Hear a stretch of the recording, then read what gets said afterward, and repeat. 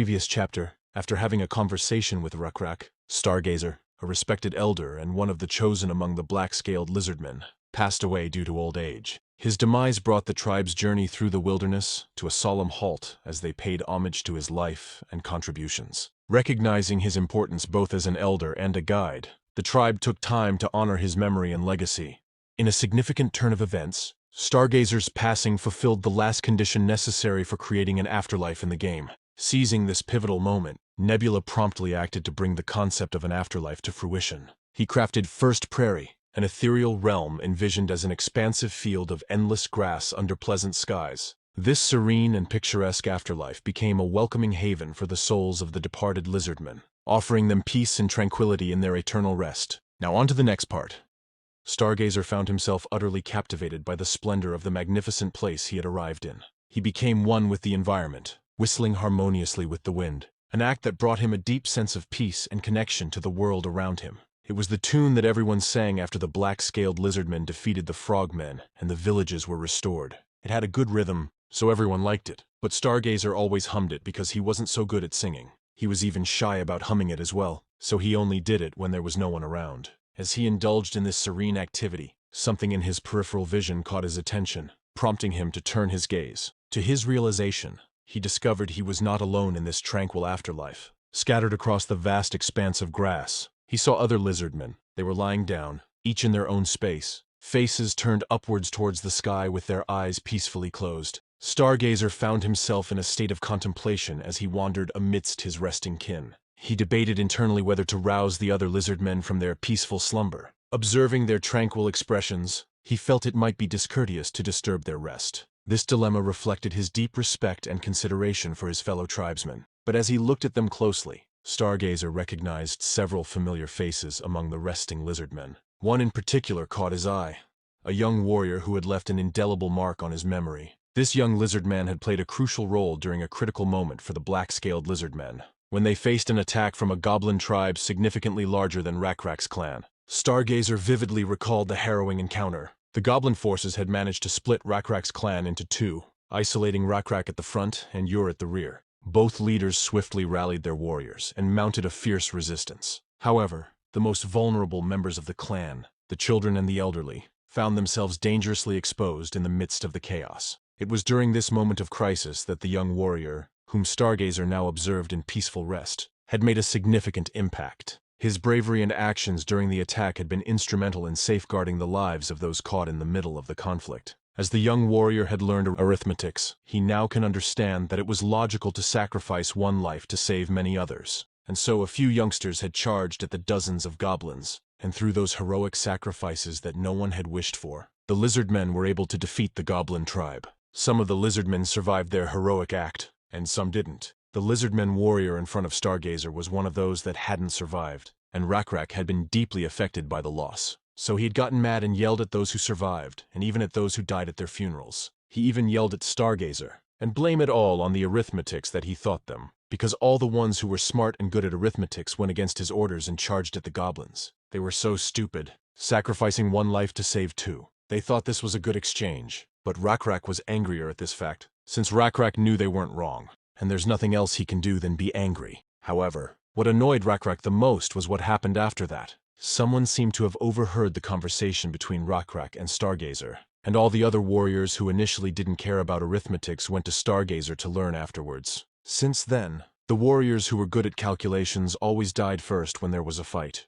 and then others would go to Stargazer to learn how to do calculations. Stargazer taught them secretly, being careful not to annoy RECAPS even more. The warrior sound asleep in front of Stargazer was the one who led many other warriors of the clan to learn calculations. Happy to see the warrior, Stargazer put his hand on the warrior's shoulder, but pulled back without shaking the warrior awake, as he decided to wake him up later, as it doesn't seem like there's anything to do in this place anyways. And since he is the only one who is awake, Stargazer assumed that he woke up quicker than the others, because he had died recently, and that the others hadn't escaped the lingering effects of death yet. But since he was alone, he wondered if God is present, as there's something he had wanted to ask. But as he looked for the divine being, he saw a lizardman tail sticking out from between the trees. Without giving an answer, the tail swayed back and forth before disappearing. So it seems there was someone else who was awake, and with this, Stargazer immediately called out to it, but the tail was about to disappear from his field of vision as he did this. And with this, Stargazer stood up and began to walk faster, thinking he might lose the lizard man.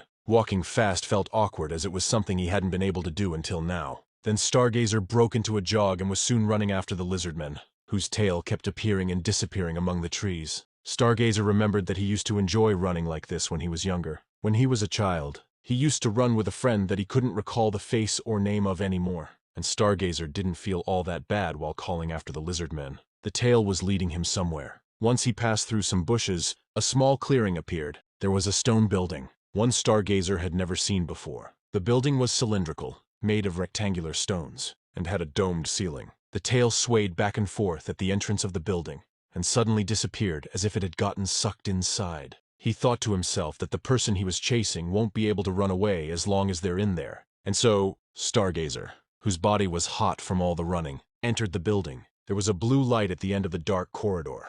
The light was familiar to Stargazer, but as he walked by on the dark corridor, he was thinking that maybe there is a possibility that the divine being is here. Because if it was the case, he would like to ask a question that had been lingering on his mind for years. He wanted to know why they were exactly chosen by God, as he couldn't quite understand. Why did the blue insect god save them, protect them, and help them with miracles? Was it because lizardmen were superior to other races? But it seems like it wasn't the case, since the other species seemed to lose either because they didn't have a god, or their gods weren't as powerful as theirs. Or was it because God is good, but what makes them better than the other species? Are the other species not as kind-hearted as they are? Or is it because they would be useful? Then would it be right for them to rely on God? What if they were no longer useful one day? There was no clear answer to these questions, but Stargazer thought that RECAPS' answer was the best out of all the others. Even if it wasn't the right answer, RECAPS always suggested answers that Stargazer liked. RECAPS said it could have been a coincidence, that maybe there was no other choice. Just like how they couldn't be with better species on a better land.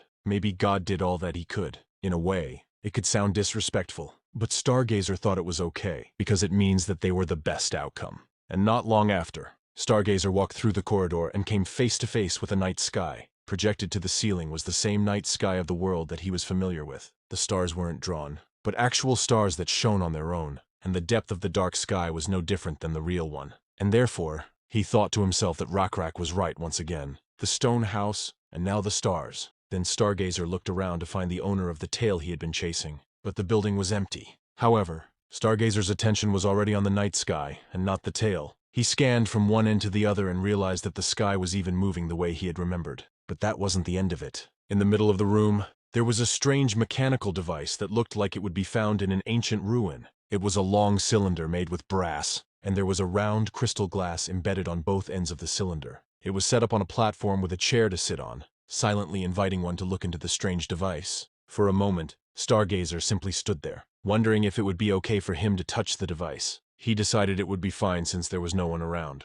After touching different parts of the device, he put his eye to the bottom crystal glass. As soon as he did this, he was visibly shocked from what he saw. As Stargazer repeatedly moved away from the crystal glass to look at the night sky with his naked eyes, and looked back into the glass again, he then loosened and tightened the handle on the cylindrical-shaped device. As he realized that this is what the stars truly looked like, everything he knew before was just superficial, so he felt the need to recalculate the movement of the stars. And Stargazer continuously looked at the mechanical device, without becoming bored of it, when suddenly, a thought came to mind. It would be amazing if he could pass this knowledge on to those still alive. In Stargazer's opinion, knowledge about the stars was one of the ways to do calculations, and if one knew how to do calculations, they could figure out the size and location of everything in the world, which would allow them to predict what would happen in the future. But as far as Stargazer could remember, there had never been a time where someone from the dead had returned. And if one can't go back once they are dead, why did God make a place like this? Just to see an old lizardman be happy? But Stargazer knew that couldn't be the case. So he stroked the mechanical device, and remembered what RECAPS had said, that God always does his best. He doesn't do anything for no reason. So he was confident that this knowledge will certainly become useful in the future. As this happened, the God that Stargazer wanted to meet all this time was right behind him, and Nebula was glad that Stargazer followed him well, and his assumptions were right. The afterlife is not only a place for the dead to go, but also hugely influences the view of life after death and the values of those who believed in God. If warriors went to an afterlife, the species of the warriors would dream of Valhalla, and if immortals with special powers entered the afterlife, Their species would dream of a beautiful and peaceful place. Then what if a scholar enters the afterlife? The afterlife would certainly lay the groundwork for technological advancement. Nebula gave stargazers back a final look before stepping down from the platform and exiting the first observatory, delighted of what Stargazer had contributed, especially since a new threat is approaching. Nebula had been fairly busy for the past few years. He had to take caution of the players that were slowly starting to expand their areas while also assisting RECAPS in defeating the NPCs nearby. And in the past few years, there hadn't been any big problems. Nebula intended to take over the entire peninsula and gather all the lizardmen, and if time was on his side, he believed it would be possible to do so without running into many issues. The united lizardmen would naturally gain the upper hand over the other tribes, which would also make them influential. The weaker tribes would have no other choice but to accept and believe in the black-scaled lizardman's god.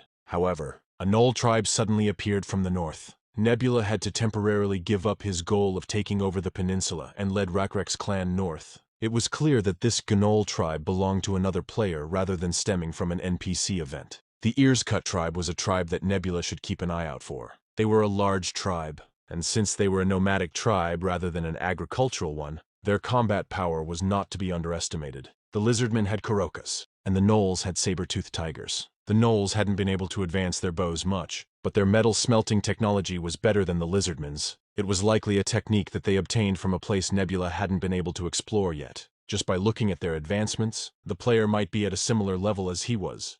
They also might have created an afterlife as well. But this wasn't anything out of his predictions, and there were many ways to deal with the situation. The most important thing at the moment is that he is still on the faster side of meeting all the conditions, and he already made many preparations for war with the players. And now that his afterworld is progressing quickly, he can gladly prepare to welcome this player with open arms.